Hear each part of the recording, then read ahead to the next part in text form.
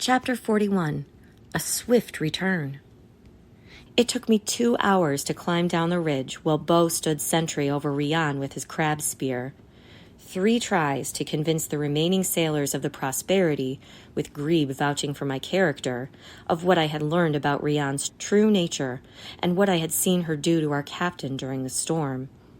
3 men to restrain Rian and lock her in the brig, where she would stay until we returned to An Lung. A little over 3 weeks to repair the Prosperity's hull.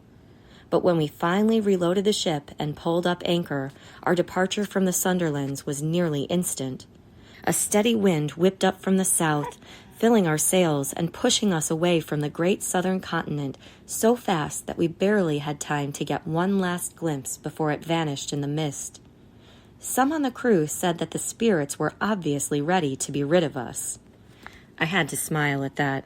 We rolled back over the steep waves of the Harbinger Sea so swiftly that I wanted to imagine the Slake swimming beneath us, propelling us forward with her mighty tail. But I had seen how tenderly she treated the eggs in her nest, and I knew she had stayed behind.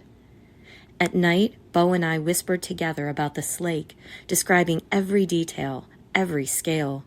We wanted to convince ourselves that we had really seen her, that she wasn't just a product of our imagination.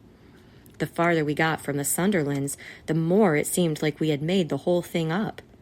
It wasn't until months later, back home in rainy An Lung, that we discovered we were not the only ones who had an unbelievable story to tell.